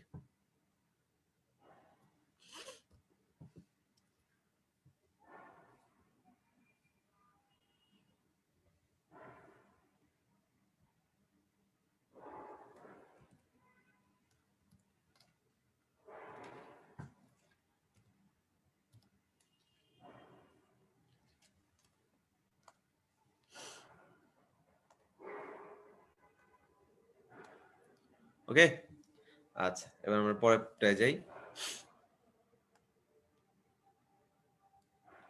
আচ্ছা, এই ফুল সম্বন্ধে প্রয়োজনীয় শব্দাবলী, এটা খুবই ইম্পর্টেন্ট। এটা আমরা একটু সুন্দর মতো করে এখন পড়ে তারপরে এই জায়গায় আসতেছি। এটা সবাই ভালো মতো খেয়াল করবা, ঠিক আছে?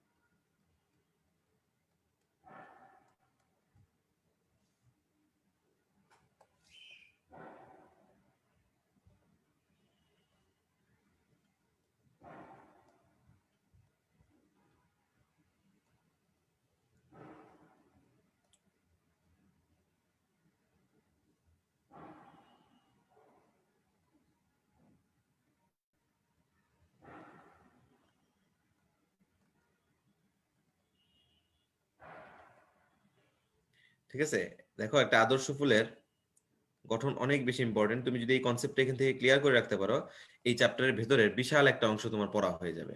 ঠিক আছে,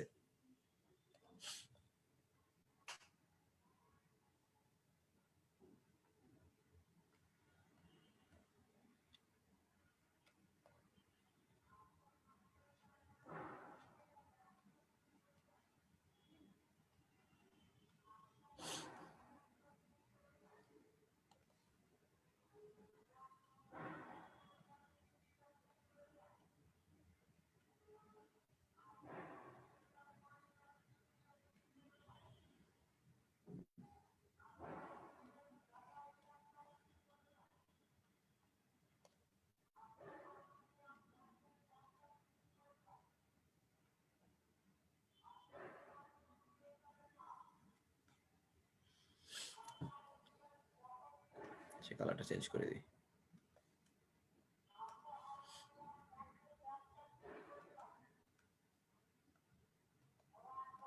আচ্ছা, এক পা সাদা রাখছি কারণ আছে। তাহলে দেখো, এই হচ্ছে আমাদের একটা আদর্শ ফুলের গঠনের কথাবার্তা গেল। আমরা আসি যেটা, সেটা হচ্ছে মনে করো তোমাকে প্রশ্ন করবে প্রথমে যেটা, একটা আদর্শ ফুলের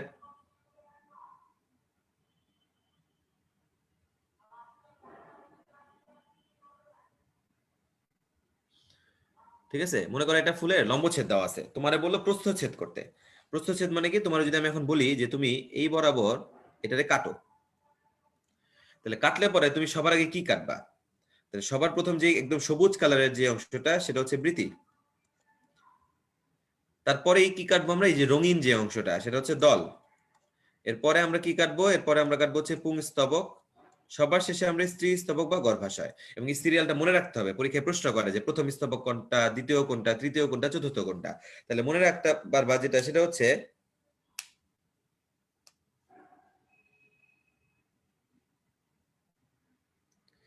যেটা সেটা হচ্ছে যে দুইজনে কি করতে পারে, আই মিন তোমার যেটা, যে প্রত্যেকেই হচ্ছে স্তবক তৈরি করবে। এবং 4টা স্তবক, এটা ফিক্সড, এটা মনে রাখতে হবে। কিন্তু একটা আদর্শ ফুলের গঠনের স্তবকের সংখ্যা কয়টা? 4টা। প্রথমটা হচ্ছে বৃতি, দ্বিতীয়টা দল, তৃতীয়টা পুংকেশর, চতুর্থটা হচ্ছে গর্ভাশয় বা স্ত্রী স্তবক। খেয়াল করো, এই যে সবুজ যেহেতু সে, তাহলে বৃতি কি করতে পারে? সালোক সংশ্লেষণে ভূমিকা রাখতে পারে, কিন্তু এটা একটা এমসিকিউর জন্য মনে রাখবা।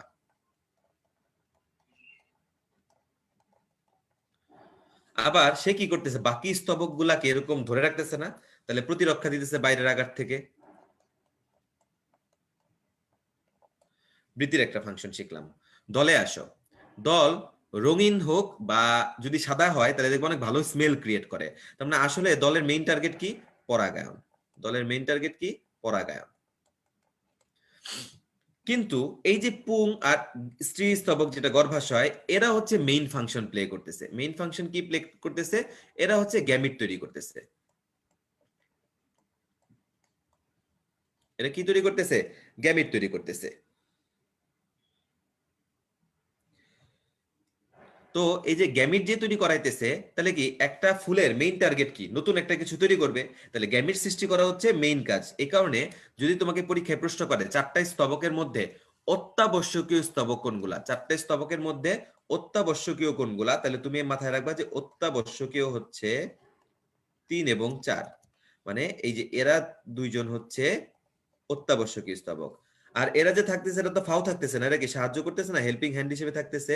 এ কারণে এদেরকে বলা হয় সাহায্যকারী স্তবক। এদেরকে কি বলা হয়? সাহায্যকারী স্তবক বলা হয়।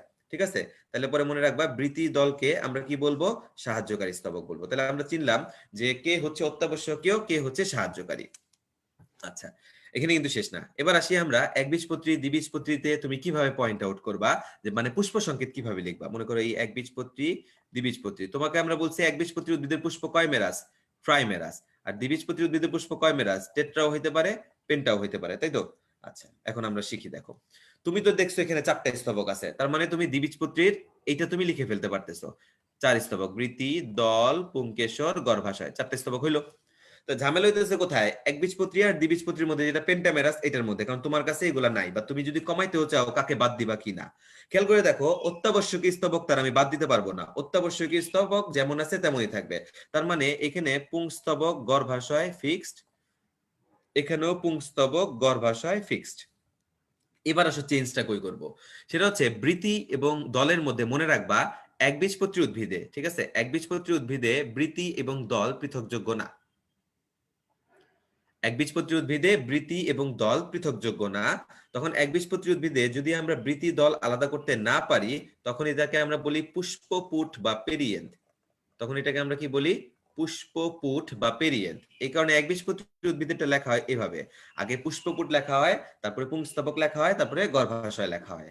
আর মনে রাখবা, মালভেসি একমাত্র গোত্র যাদের কিনা বৃতির বাইরে আরেকটা স্তর পাওয়া যায়, সেটা হচ্ছে উপবৃতি পাওয়া যায়। তাহলে মালভেসি গোত্রে এক্সট্রা কি পাওয়া যায়? উপবৃতি। তাহলে বৃতি, দল, পুংকেশর, গর্ভাশয় ফিক্স। তাহলে মালভেসিতে একটা এক্সট্রা পাইলে উপবৃতি, আর একবীজপত্রীতে বৃতি দল আলাদা করতে পারলাম না, ওইটাকে আমরা কি বলি? ওইটাকে আমরা পুষ্পপুট বা পেরিয়েন্ট বলি। ঠিক আছে? দেখো, তুমি কিন্তু এদের পুষ্প সংকেত লেখার নিয়মও শিখে গেলা। এবার আসি এখানে এমসিকিউর আরেকটা জিনিস শিখতে হবে, সেটা হচ্ছে প্রত্যেকের এককের নাম শিখতে হবে, মানে কোনটার একক কি। ঠিক আছে? এটা অনেক ইম্পর্টেন্ট পরীক্ষার জন্য। যেমন বৃতির একককে আমরা বলি হচ্ছে সেপাল, দলের একককে আমরা বলি হচ্ছে পেটাল,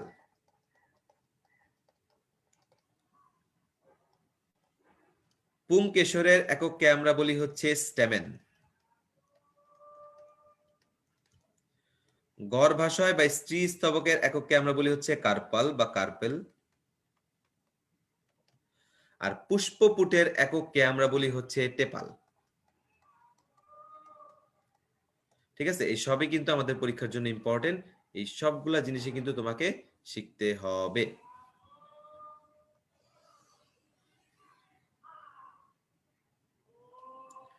ঠিক আছে? এই জন্য মনে থাকে। এই হচ্ছে 2টা বক্স। ঠিক আছে?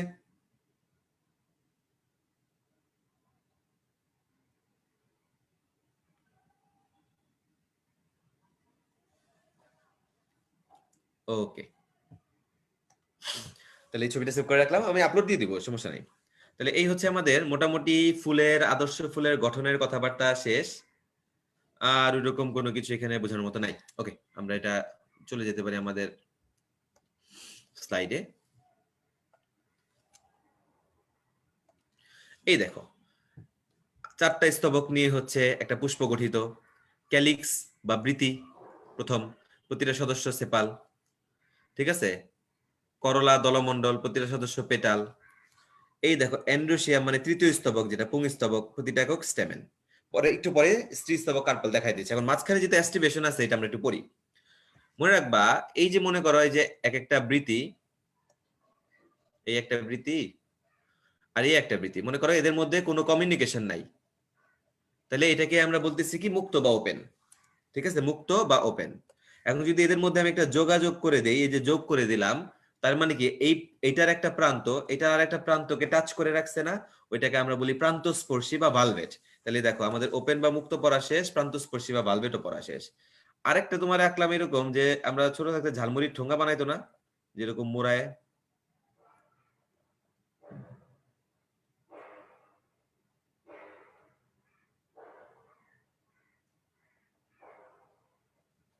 দেখতে মনে হয় কি জিনিসটা একটা ঘূর্ণি পাকের মতো এরকম পাকায় রাখছে, এই কারণে এটাকে টুইস্টেড বা পাকানো বলে। ঠিক আছে, টুইস্টেড বা পাকানো বলে। ওকে, আচ্ছা, এরপর যেটা আসতেছে সেটা হচ্ছে তোমার এই নিচের তিনটা, ইমব্রিকেট, কুইনক্যান্সিয়াল, ভ্যাক্সিলারি, ওই তিনটার জন্য আমি এরকম লিখি ই কু ভে। তার নিচে এরকম লিখবা 1 2 5।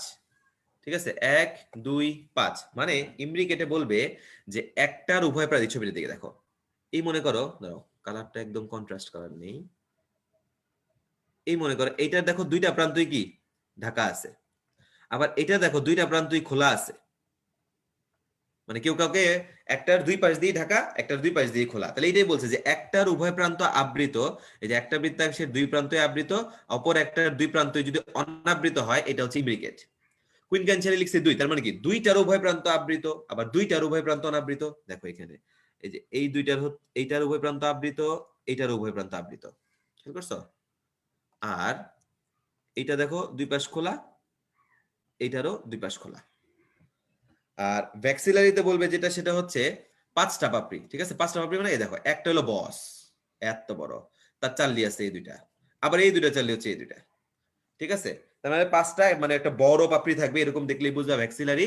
আর যেটা তোমার মনে রাখতে হবে, এটা দেখতে প্রজাপতির মতো, এটা দেখতে কিসের মতো, প্রজাপতি, মানে নাম দিছে ওরা, কেমনে হয় আমি জানি না, এ দেখতে প্রজাপতির সময়, যে প্রজাপতির সময় ফুল বললে অ্যান্সার কি ভ্যাক্সিলারি। আর এদের উদাহরণ কিভাবে কি পড়বো এটা আমি তোমাকে একটু পরে কম্পিটেন্ট বুক থেকে দেখাই দিব। ঠিক আছে, আপাতত হচ্ছে অ্যাস্টিভেশন কোনটা কি রকম এটা বোঝানোর কাজ ছিল আমার, আমরা কিন্তু ক্লিয়ার এতটুকু। আচ্ছা, এটাও সেভ করে রাখি।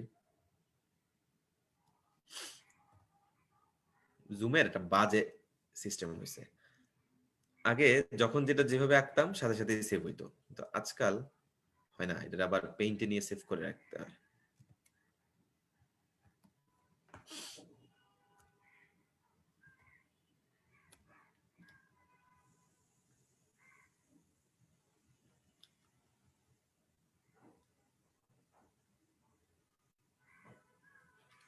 ওকে,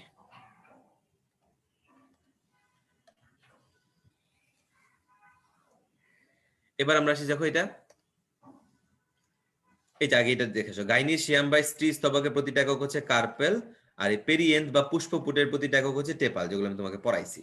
আর এখানে পুংকেশন নিয়ে একটা কথা আছে, তুমি মনে রাখবা যে লম্বা প্রায়োরিটি পাবে, লম্বা প্রায়োরিটি। কিরকম প্রায়োরিটি, মনে করো কোথাও 6টা আছে, যার মধ্যে তোমাকে বলছে যে 4টা হচ্ছে লং আর 2টা হচ্ছে শর্ট, এই কারণে জিনিসটার নাম হচ্ছে দেখো টেট্রাডিনোমাস, তাহলে কি 4টাকে প্রায়োরিটি দিল না।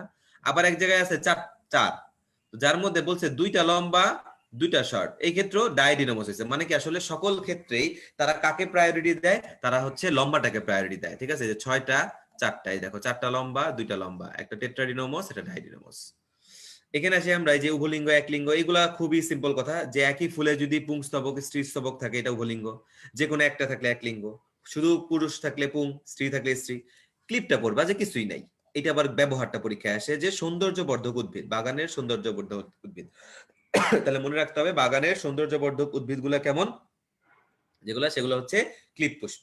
সম্পূর্ণ মানে কি 4টা স্তবক উপস্থিত, অসম্পূর্ণ মানে কি একটা বা একাধিক অনুপস্থিত, সমাঙ্গ মানে তুমি সমান অংশে ভাগ করতে পারবা, সবগুলো সমান আকার আকৃতি বিশিষ্ট হবে।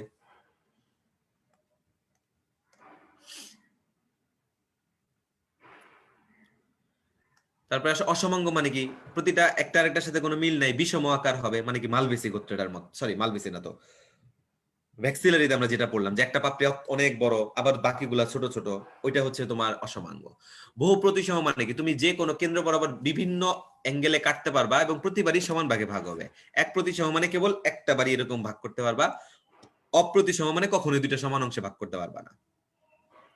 সবৃন্তক, অবৃন্তক, ট্রাইমেরাস, টেট্রামেরাস, পেন্টামেরাস সব পড়াইছি। আসলে যেটাই গর্ভপাদ, গর্ভকটি, গর্ভশীর্ষ, এই জায়গাটা একটু ইম্পর্টেন্ট, এটা আমরা একটু ভালো মতো পড়ে আসি, ঠিক আছে?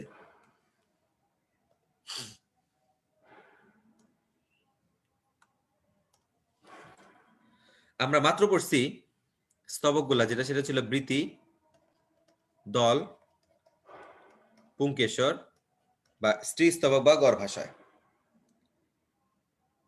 ঠিক আছে? তো তোমাকে এখানে কি বলছে যে গর্ভ পাদপুষ্প, গর্ভ কোটিপুষ্প, গর্ভ শীর্ষপুষ্প। তোমার কি মনে রাখতে হবে? তোমার যেটা মনে রাখতে হবে যে প্রশ্ন করবে গর্ভ শীর্ষপুষ্প, তাহলে গর্ভাশয় কই? লেখো তো সবাই, গর্ভ শীর্ষপুষ্প, গর্ভাশয় কই? লেখো সবাই।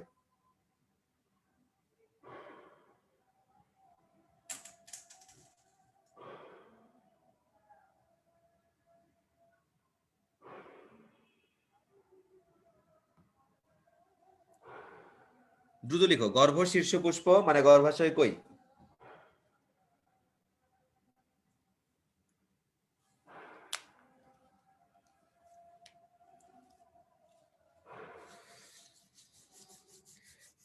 আচ্ছা যাক, অনেক অনেকেই একদম অ্যাকুরেট অ্যান্সার দিছে, কেউ একটু একজন একটু উল্টা অ্যান্সার দিয়ে দিছে।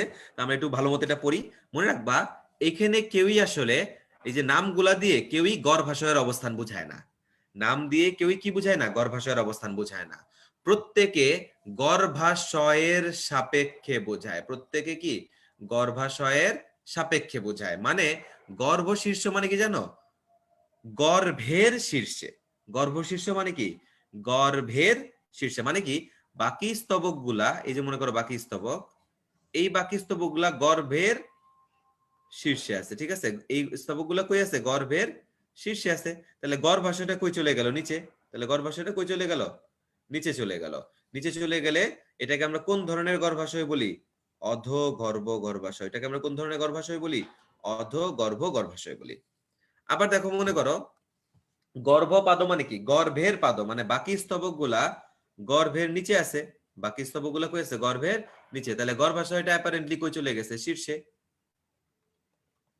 শীর্ষে বা উপরে থাকলে আমরা এটাকে কোন ধরনের গর্ভাশয় বলি? অধিগর্ভ গর্ভাশয় বলি। অধিগর্ভ গর্ভাশয় বলি, ঠিক আছে? অধিগর্ভ গর্ভাশয় বলি। তাহলে এটার জন্য খেয়াল থাকে, ঠিক আছে? এটা মনে রাখো যে গর্ভ শীর্ষ মানে গর্ভের শীর্ষে, তাহলে মানে বাকি স্তবক গুলা গর্ভাশয়ের সাপেক্ষে শীর্ষে আছে। তাহলে গর্ভাশয় কই আছে? নিচে। নিচে থাকলে অধ, ঠিক আছে? এই একটু কমপ্লিকেটেড, কিন্তু যদি তুমি একবার এরকম একটু রিডিং পড়ো ভালো মতো, তাহলে এটা আই গেস ভুল হবে না, ঠিক আছে? তাহলে এই হচ্ছে আমাদের মোটামুটি এইটা।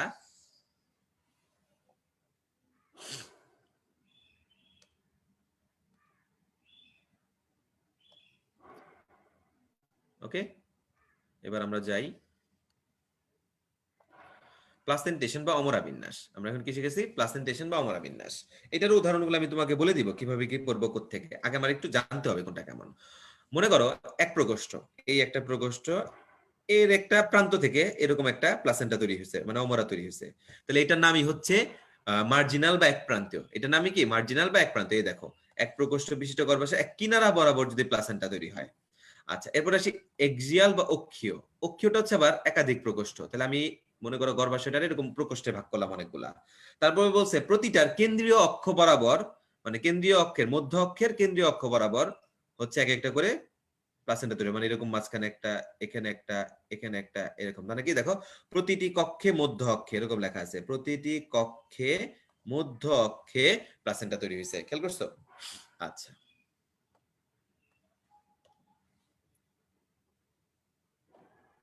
আমি আবার এখানে ছবিটা আঁকি।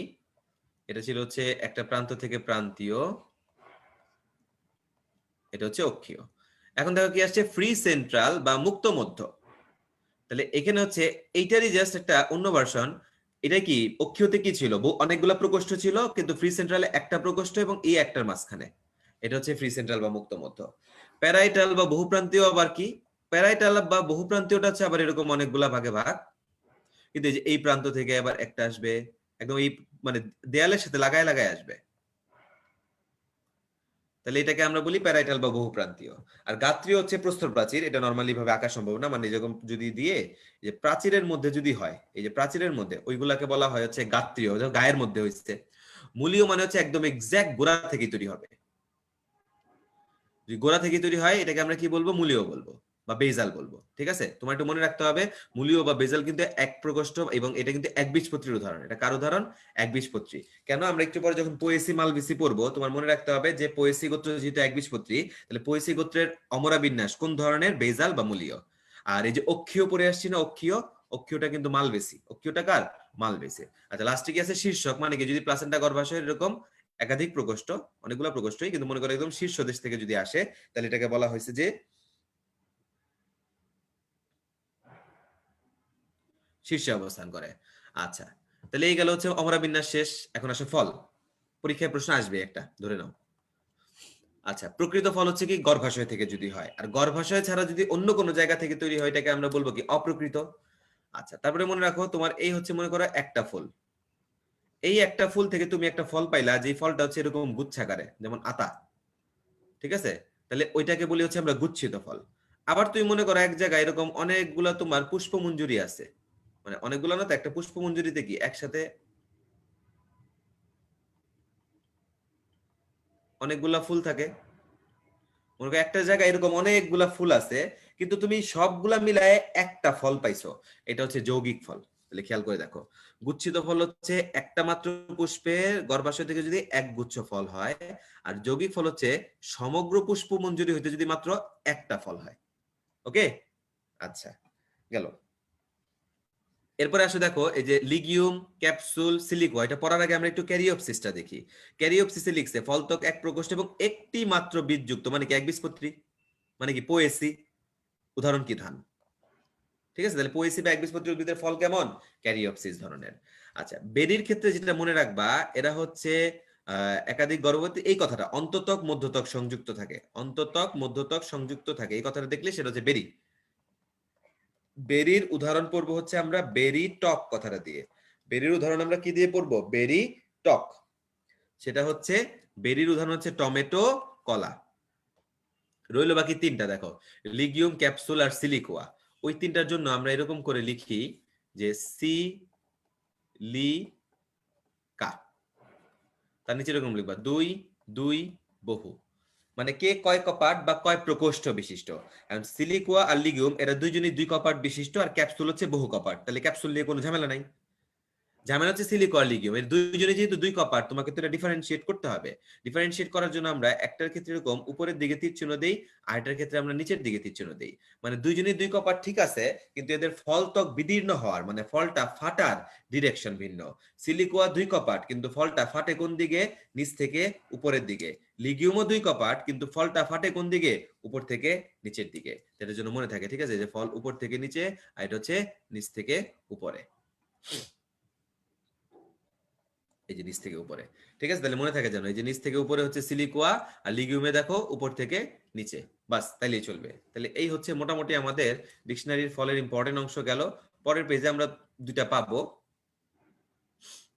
দাঁড়াও, এটা একটু ছবিটা তুলে আসি।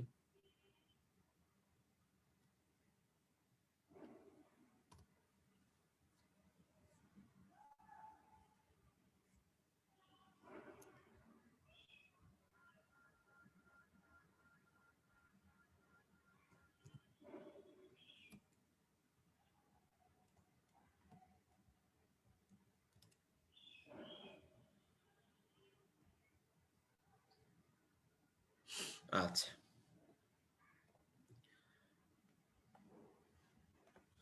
এখানে দেখো দুইটা আছে, একটা সাইজোকর্প রয়ে গেছে আর একটা হচ্ছে সরোসিস রয়ে গেছে। তো সাইজোকর্পের জন্য খালি শুষ্ক অবিদারে মনে রাখবা, ধরে উদাহরণ সরোসিসটা পড়বা। ঠিক আছে, কারণ এটাও দেখো যে স্পাইক স্পেডিক্স মঞ্জুরি থেকে এটা রসালো যৌগিক ফলে, তার মানে কি যৌগিক ফলগুলাই এটার উদাহরণে আসবে। যদি সেই যৌগিক ফলগুলো রসালো হয় তাহলে এটার মধ্যে আসবে, যেমন কাঁঠাল, আনারস, এগুলো হচ্ছে উদাহরণ। কাঁঠাল, আনারস এগুলো হচ্ছে উদাহরণ, ঠিক আছে। আচ্ছা, এখন এগুলো কিভাবে কি প্রকাশ পাই আমরা পারি, এই গেল হচ্ছে আমাদের ডিকশনারি পোর্শন কিন্তু শেষ। এখন আসলে তুমি গোত্র পরিচিতি, আমরা অলরেডি বলছি আমরা পড়বো পোয়েসি না মালবেসি পড়বো। তো পোয়েসির একবীজপত্রীর বৈশিষ্ট্য আমি তোমাকে অলরেডি পড়াই ফেলছি। তুমি পোয়েসির শনাক্তকারী বৈশিষ্ট্য যদি পড়তে চাও, এই বৈশিষ্ট্যটা অ্যাটলিস্ট পড়বা। গর্ভমুণ্ডটা হচ্ছে পালকের ন্যায়, গর্ভমুণ্ডটা কেমন, পালকের ন্যায়, এটা পড়বা। বাকি জিনিস তোমাকে আমি পড়াইছি, অমরা বিন্যাস, মূলীয়, ফল কেমন, ক্যারিওপসিস, এই দুটো পয়েন্ট পড়াইছি। উদাহরণে সাইন্টিফিক নেম বাঁশ বাংলাদেশে কয় প্রজাতির পাওয়া যায়, 28। বাঁশ যেহেতু ব্যাম্বো, এখানে দেখো ব্যাম্বুস, ব্যাম্বোজা বা ব্যাম্বুস। ধান, গম, ভুট্টা অলরেডি তিনটা এসে পড়ছে। তা তোমার জন্য কি বাকি রইলো, যে আখ বাকি আছে, যেমন জবটা আমার কাছে মনে হচ্ছে ইম্পর্টেন্ট, আসলে আসতে পারে। হর্ডিয়াম ভালগারি, দুর্বা ঘাসটা ইম্পর্টেন্ট, সাইনোডন টেকটাইলন, এগুলো আসতে পারে। ঠিক আছে, দ্বিবীজপত্রীর শনাক্তকারী বৈশিষ্ট্য পড়াইছি, আমার যেটা টার্গেট আমি সেখানে চলে যাই, আমরা মালবেসি গোত্রের শনাক্তকারী বৈশিষ্ট্যে যাই। এটাও মোটামুটি পড়ানো হয়ে গেছে। ঠিক আছে, মনে রাখবা মালবেসি গোত্রের কাণ্ডটা হচ্ছে পিচ্ছিল পদার্থ বিশিষ্ট। কেন, মিউসিলেজের কারণে, পিচ্ছিল মিউসিলেজের কারণে। ঠিক আছে, উপবৃত্তি যুক্ত, বলছি না একমাত্র মালবেসি যাদের বৃত্তির বাইরে কি পাওয়া যায়, উপবৃত্তি। আচ্ছা, দলমন্ডলটা কেমন, টুইস্টেড, এর মনে রাখবো, একটু পরে দেখা যায়, দলমন্ডল টুইস্টেড। আচ্ছা, পরাগ ধানী কেমন, বৃক্কাকার। পরাগ রেণু কণ্টকিত, অমরা বিন্যাস অক্ষীয়, অক্ষীয় পড়াইছি। এবার আসো, ফল কেমন, ক্যাপসুল, অমরা বিন্যাস অক্ষীয়, এগুলো পড়াই আসছি কিন্তু তোমাকে। তোমার মনে রাখতে হবে হচ্ছে পুষ্প সংকেত। আসো, উপবৃত্তি, বৃত্তি, দল, পুংকেশর, গর্ভাশয়, শ্রীস্তবক। বইয়ে যেভাবে যাই লেখুক না কেন আমাদের মনে রাখতে হবে 555 555 মানে উপবৃত্তির সংখ্যা কয়টা, 5টা। বৃত্তি কয়টা, 5টা। দল কয়টা, 5টা। পুংকেশর অসংখ্য।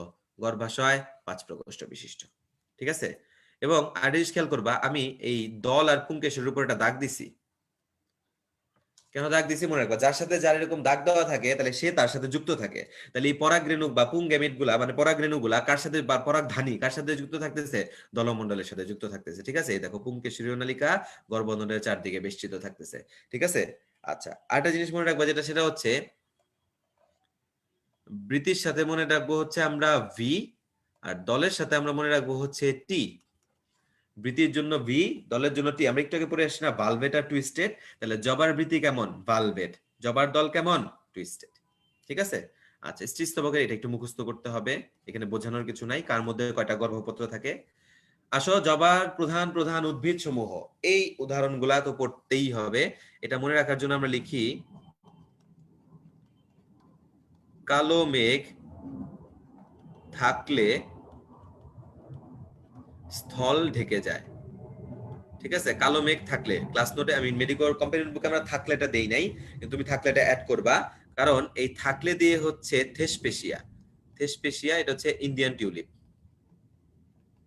আর বাকিগুলো তো আছে, দেখো, কালো দিয়ে কার্পাস তুলা, মেঘ দিয়ে মেস্তা পাট, কেনাফ মেস্তা, স্থল দিয়ে স্থলপদ্ম, ঢেকেতে ঢেঁড়স, যাই দিয়ে জবা। তো জবার জন্য আমরা কি মনে রাখি, কেশ।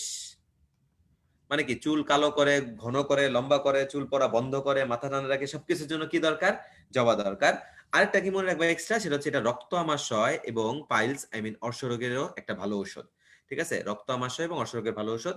আর ঢেঁড়সের জন্য মনে রাখবো হচ্ছে ডায়াবেটিস রোগীদের, ডায়াবেটিস মানে বহুমূত্র রোগের জন্য আমরা কি ব্যবহার করতে পারি, ঢেঁড়স ব্যবহার করতে পারি। ঢেঁড়সে কি বেশি পাওয়া যায়, লৌহ বেশি পাওয়া যায়, যা শারীরিক দুর্বলতা সারায়। ক্লিয়ার? তাহলে এই হচ্ছে আমাদের মোটামুটি এই চ্যাপ্টারের অ্যাকচুয়াল কথাবার্তা শেষ। আমাদের এখন কম্পেনিয়ন বুক দেখা বাকি আছে, এই পার্ট তো অলরেডি আমাদের বলা হয়ে গেছে। তারপর দেখো এই অধ্যায় থেকে কি শিখলাম, এটা আমার কাছে মনে হইতেছে যে নতুন বইয়ের বেস্ট এডিশন হচ্ছে এইটা, যে এই জিনিসটা যোগ করছে, এটা সবচেয়ে ভালো একটা কাজ করছে, স্টুডেন্ট গুলো যেন এটা খুব সুন্দর মতো পড়ে, এবং এখান থেকে ভর্তি পরীক্ষার প্রশ্ন আসার সম্ভাবনা অনেক অনেক অনেক বেশি। ওকে, তাহলে আমরা একটু কম্পেনিয়ন বুকটা দেখে আসি।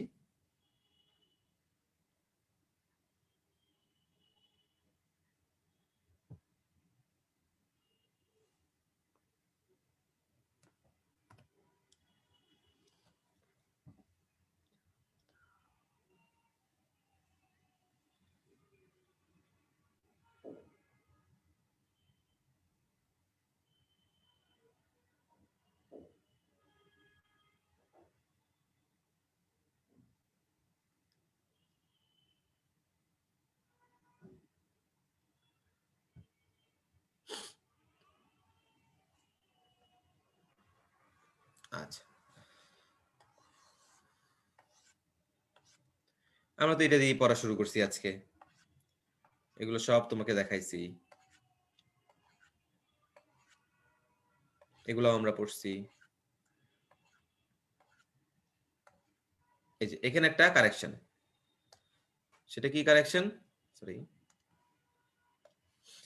এই যে 15 থেকে 2 সেন্টিমিটার লেখা হয়েছে, ঠিক আছে? এটা কিন্তু 15 থেকে 20 সেন্টিমিটার হবে, এটা খেয়াল রেখো। 15 থেকে 20 সেন্টিমিটার লম্বা হবে, ঠিক আছে? 15 থেকে 20 সেন্টিমিটার লম্বা হবে।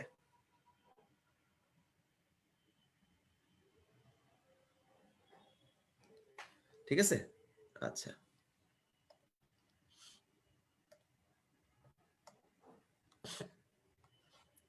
সাদৃশ্য পড়ছি, অর্থনৈতিক গুরুত্ব পড়ছি আমরা, অপুষ্পক উদ্ভিদের কথা, এই যে পার্থক্যগুলো আমরা পড়ছি, দুইটা পার্থক্যই পড়ছি। এই যে এখানে তোমার দেওয়া আছে সব, এই যে কোনটা কি, কোন সংজ্ঞা দিয়ে, মানে সংজ্ঞাগুলোর জন্য কোন স্পেসিফিক ওয়ার্ড তুমি পড়বা, ওইগুলো এখানে দেওয়া আছে, ঠিক আছে?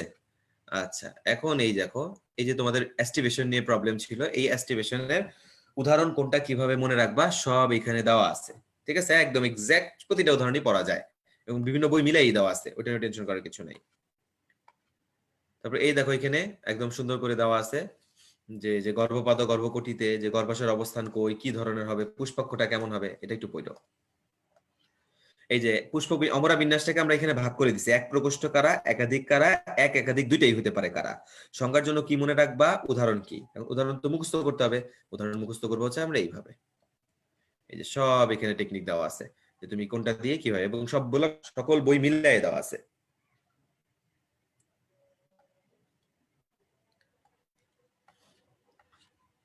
ঠিক আছে? তারপরে এই যে ফলের কথাগুলো দেওয়া আছে, আর এখানে দেখো জবা যে একা কত কিছুর উদাহরণ, জবা একা কত কিছুর উদাহরণ, খেয়াল করছো?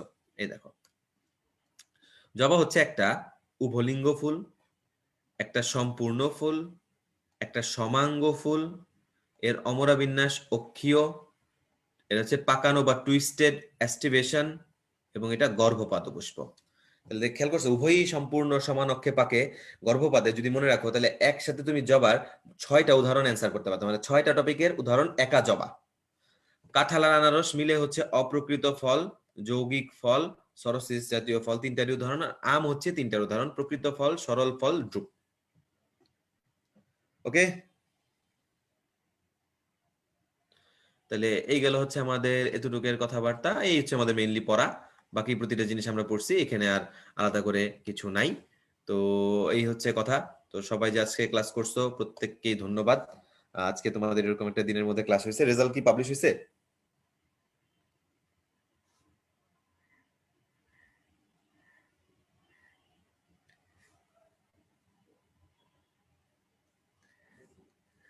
তো রেজাল্ট হোক আর না হোক, এটা তোমরা অনায়াসে দেখে নিতে পারবা। তাহলে এই গেল হচ্ছে আমাদের আজকের ক্লাস। তো সবাই ভালো থেকো, সুস্থ থেকো। মোস্ট প্রবাবলি তোমাদের হচ্ছে আজকের মাধ্যমে থিওরিটিক্যাল ক্লাসের হচ্ছে সমাপ্তি। আগামী দিন হচ্ছে, মানে আই মিন বোটানির থিওরিটিক্যাল ক্লাসের হয়তো সমাপ্তি। নেক্সট ক্লাসে হচ্ছে তোমাদের সেলফ ক্লাস, এরপর আমার মনে হয় না বোটানি কোনো কিছু বাকি আছে। ঠিক আছে? তো যারা রেজাল্ট দিছে সবারই ইনশাল্লাহ আশানুরূপ ফল হোক, এই দোয়া করি। তো সবাই ভালো থেকো, সুস্থ থেকো। আসসালামু আলাইকুম।